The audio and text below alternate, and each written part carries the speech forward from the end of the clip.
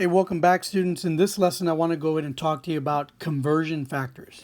And so conversion factors for us is going to be a way that we go from one unit to the next. And so let's kind of put this and start putting this to text here. So when we look at conversion factors, what it's going to be doing is going to be taking us from a unit over to another unit. But the distinction here is going to be that it's going to be taking us from a unit that we know, or a known unit, to a unit in which we don't know. Or rather, just a point of clarification, whenever we say unknown, that typically refers to what we are trying to find.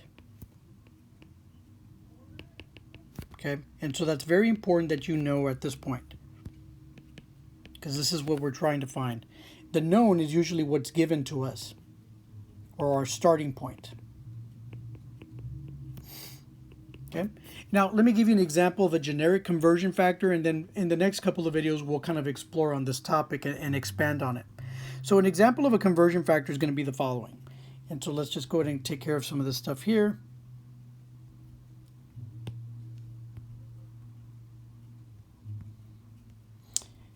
A conversion factor would be the following. Let's say that I gave you 365 days is equal to 1 year. Now, the main thing to know about this particular conversion factor is, yes, it is an equality. We know that 1 year is equal to that many days, or that many days, 365, is equal to 1 year. But this is only one way of representing it. Okay, so keep in mind that a conversion factor can also be written as a fraction. And so what I'm going to do here is I'm going to write this in a slightly different way. I'm going to use this equal sign. I'm going to make this kind of like a line, like a divisor line. And so that's what this is here. And I can choose to put in this divisor line several numbers. And so I'm just going to do this so you can see that I can actually write it one of two ways. So I can either write it the way I'm going to write it on the left, or I can write it the way I'm going to write it on the right.